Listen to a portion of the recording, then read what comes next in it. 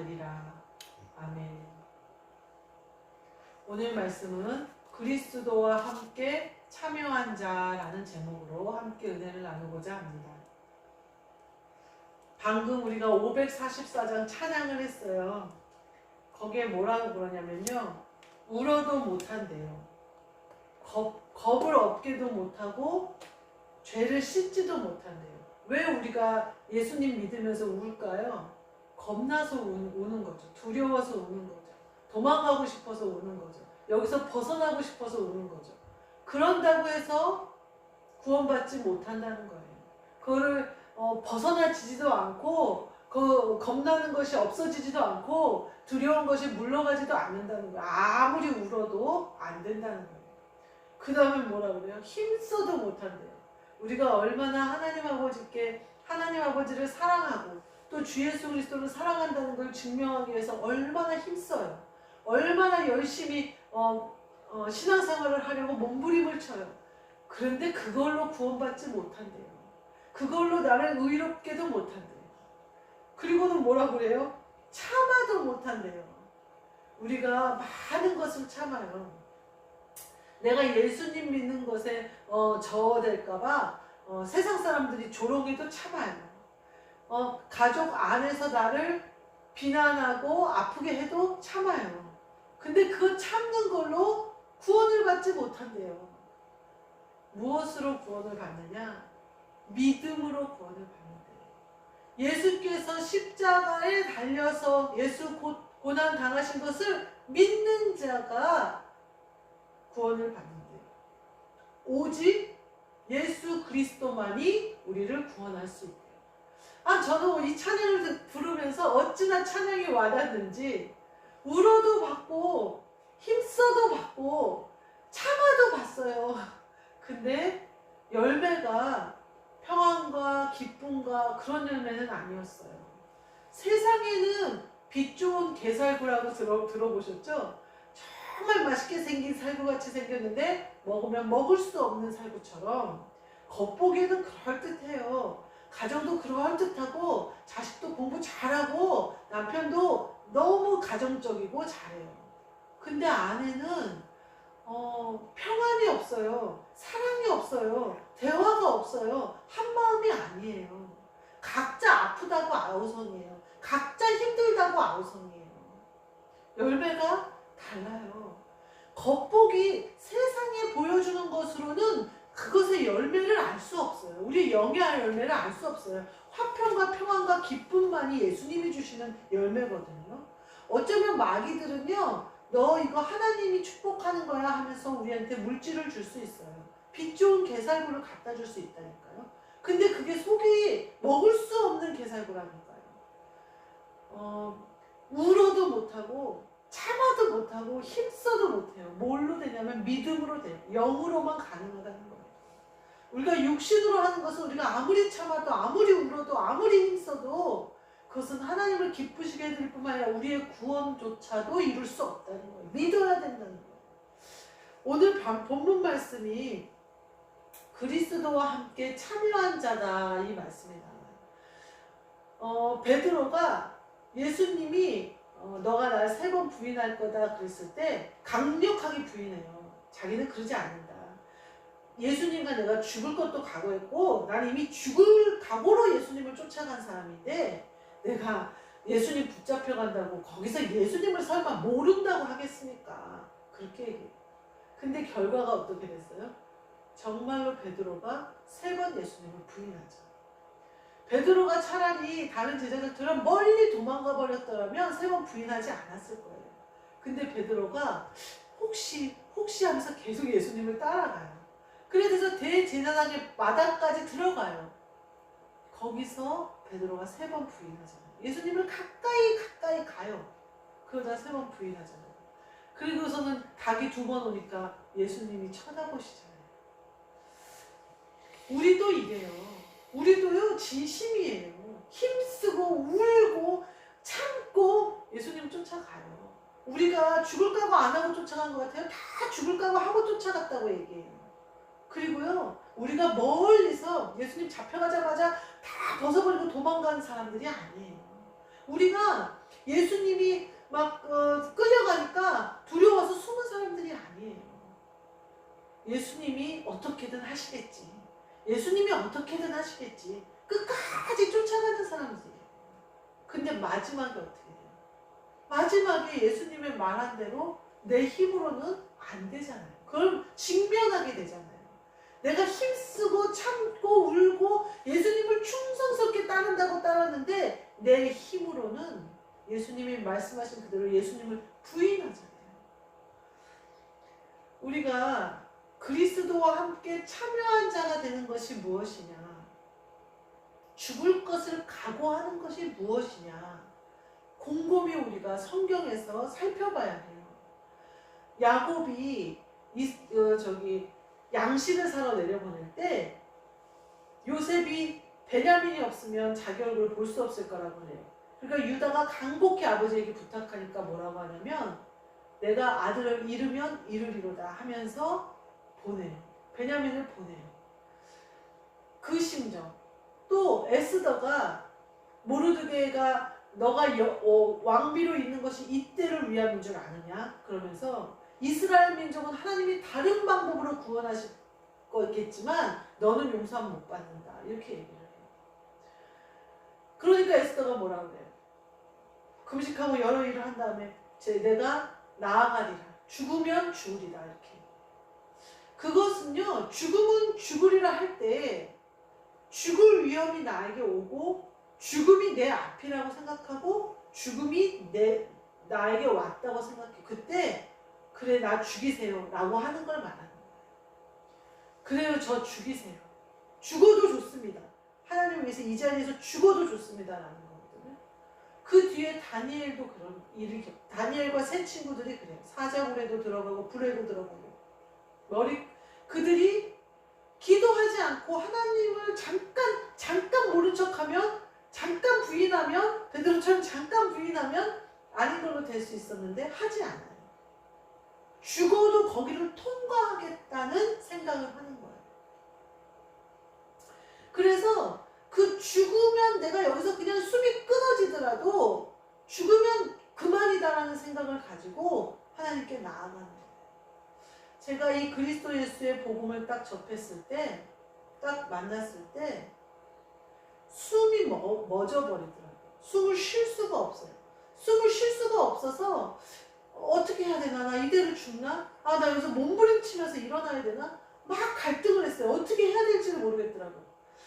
그런데 막 그 마지막에 숨을 못 쉬다가 마지막에 탁 하니까 탁 깨어나면 탁 떠지면서 숨이 쉬어졌어요. 이제 살겠다 이런 생각을 했어요. 그리고 그 뒤에 3번인가 그 동일한 현상이 일어났어요. 근데 제가 어땠는지 알아요? 2번째 또 그 빛이 나에게 왔을 때 또 숨이 멎어지고 그 아픔과 그 고통이 그것이 생각이 나더라고요. 반항하지 말자. 나 여기서 죽어도 좋아. 내가 그리스도 예수의 복음을 제대로 받지 못한다면 내가 예수 그리스도를 위해서 힘쓰고 참고 울어가면서 20년을 살았는데 내가 이게 아닌 것 같은데 내가 참 복음을 이제 알았는데 이 복음이 나에게 온전히 이루어질 것 같지 않으면 난 여기서 죽어도 좋다. 이 빚을 내가 제대로 받아야겠다. 내가 숨 못 쉬는 거 이까짓 거 개의치 말아야겠다 라고 생각했어요.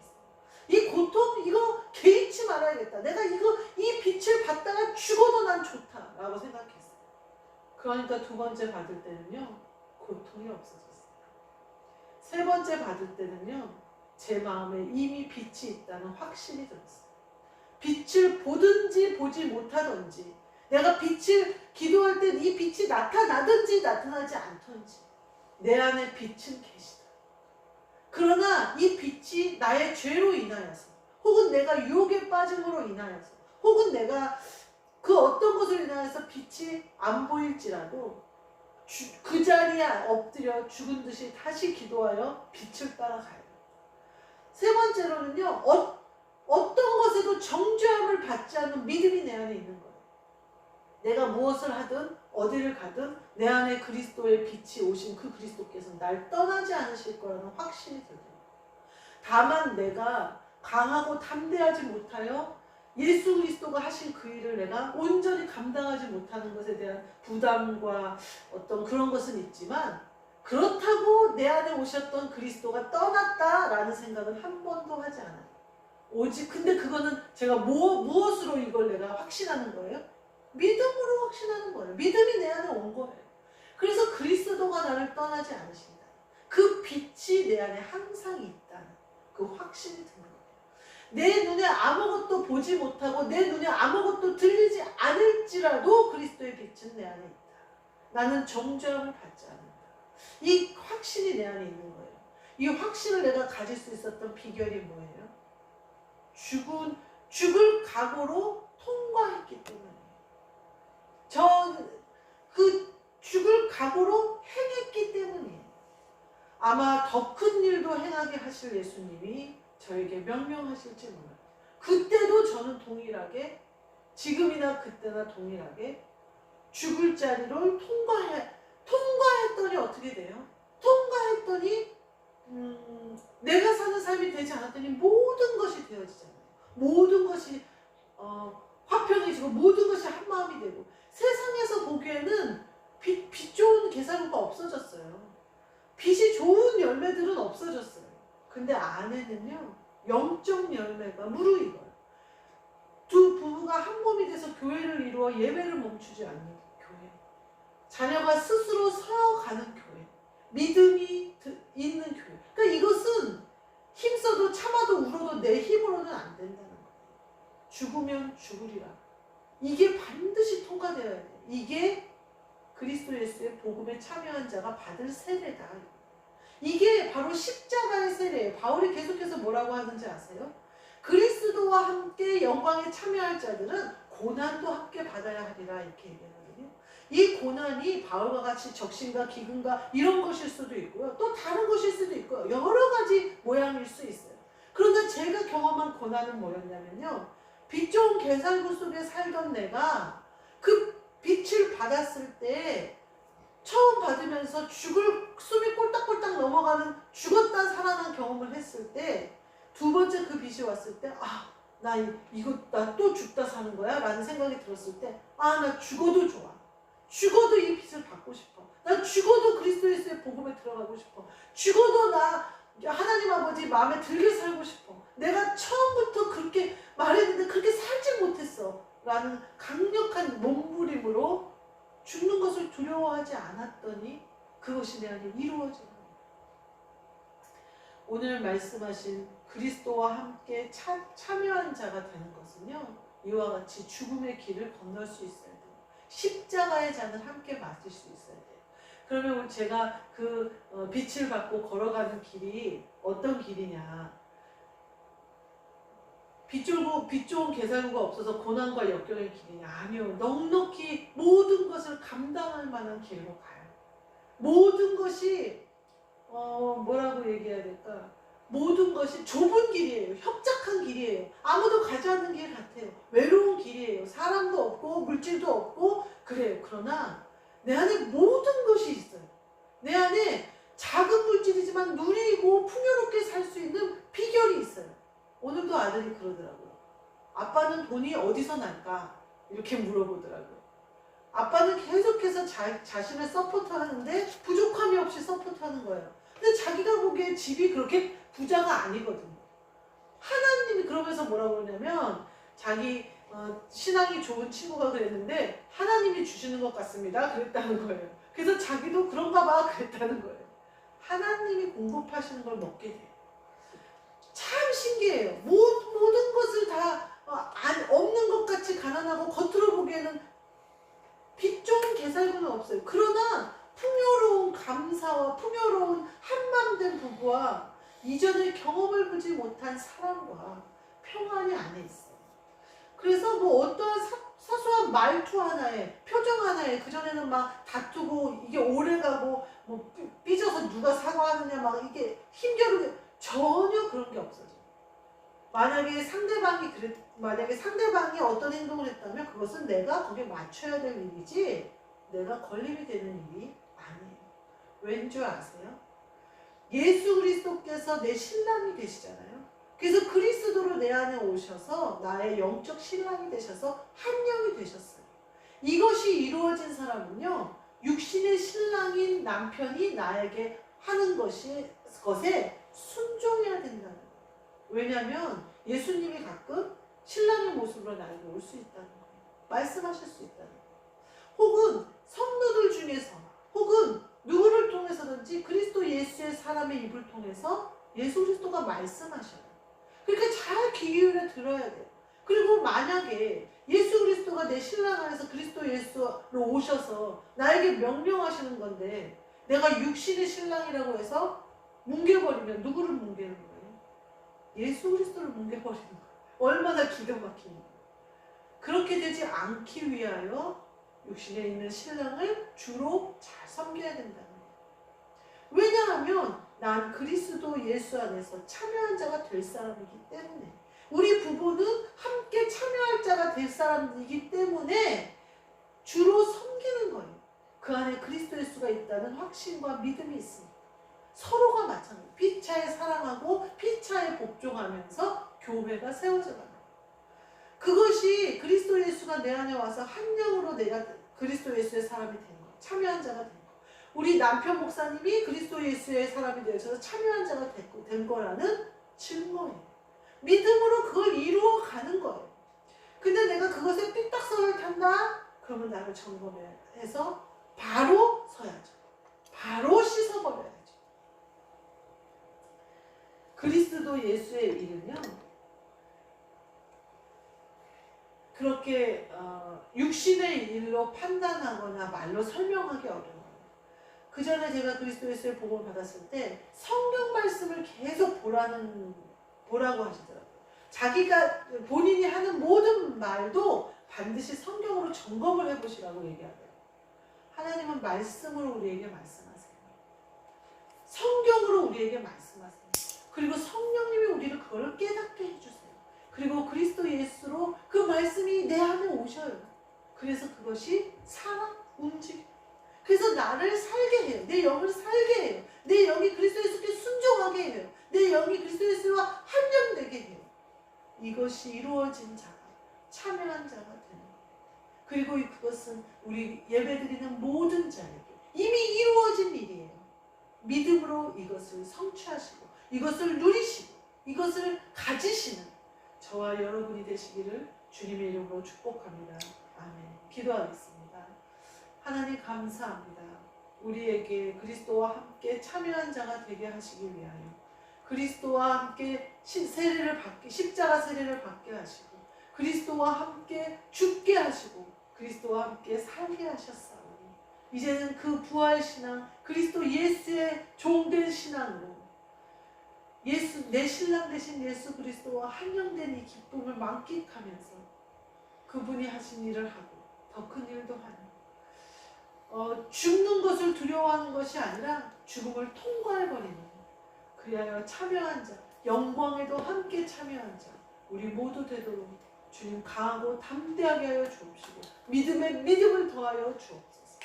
예수 그리스도의 이름으로 기도하옵나이다. 아멘. 하늘에 계신 우리 아버지여, 이름이 거룩히 여김을 받으시오며 나라가 임하시오며 뜻이 하늘에서 이루어진 것 같이 땅에서도 이루어지이다. 오늘 우리에게 일용할 양식을 주시옵고 우리가 우리에게 죄 지은 자를 사하여 준 것 같이 우리 죄를 사하여 주시옵고 우리를 시험에 들게 하지 마시옵고 다만 악에서 구하시옵소서. 나라와 권세와 영광이 아버지께 영원히 있사옵나이다. 아멘.